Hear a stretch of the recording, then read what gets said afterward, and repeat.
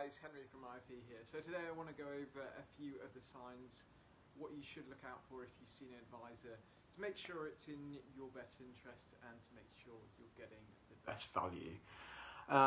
One of them is platforms. Now we've talked about this a lot on some of my blogs. This is more for the offshore market rather than the onshore market. A lot of regulation coming in to what they can do for pension transfers. But for lump sum investments, make sure you're looking for investment platforms with low cost. So these are looking at less than 1% charge and dealing fees that aren't too high as well, so the spread on the dealing fees aren't that. Stay away from the bond options unless you're looking at it for particular reasons. For example, you just want to mitigate the inheritance tax for UK personnel, but they usually have a lot higher charges. So the ongoing charges on some of the bonds can be 2-3% with funds as well. So mainly it's better to look out for lower cost platforms. They're coming into a lot of the offshore market these days. A lot of low cost platforms, 0.4, 0.5, 0.6%. If you have an advisory fee, you're looking at around 1.2%. That's for an advisor as well.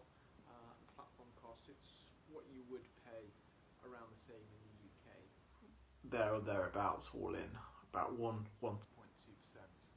So look for that. Some of the bonds options, a lot of blogs, Royal London PIMS is one of them. FBI, if you had any of the old ones, Generali's as well. The other one is funds. Now watch out for funds. Now one way that I like to do it is just look for funds that are highly Morningstar rated. So for example, if they're not highly Morningstar rated, specifically if they're not passive funds, so your iShares, your Vanguard, why are you being invested in this? If you see one that isn't, go on to Morningstar. Trustnet is another one. Make sure they're highly rated.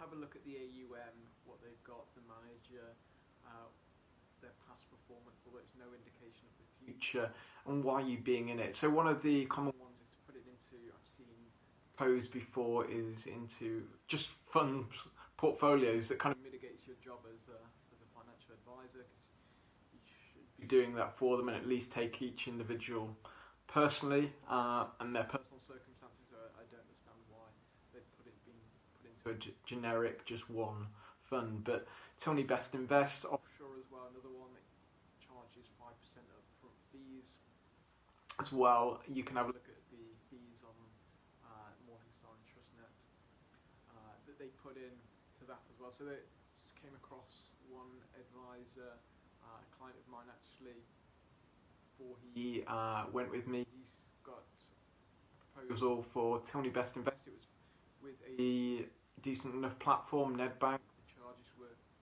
Transparent. Then it was just going to put his whole situation in the mitigate balance fund. He also was looking more equity based. He wanted returns of 7-8+%, so it wasn't tailored towards him. And also he had property as well, and this had a bit of a allocation towards property. So make sure your funds are highly rated and they've got no hidden fees in them as well. Number 3 is make sure your advisor has looked out for you personally. So what I mean by that is that he's taken into consideration that you've got a pension, you may have property somewhere else, you've got assets here, and then he's arranged the portfolio accordingly for your circumstances. Now I've come across a lot of reports, a lot of advisors that have just seen someone's got the other week that had a pension of 90 grand, and they just focused purely on the pension transformation and investing it for that. They haven't taken into his overall portfolio. He said to me he's got property in the UK, he's also got assets in Japan and the UK, and another pension as well. So make sure it's taken in, and so we invested it accordingly for that portfolio and his overall portfolio. So make sure that's been taken into consideration as well.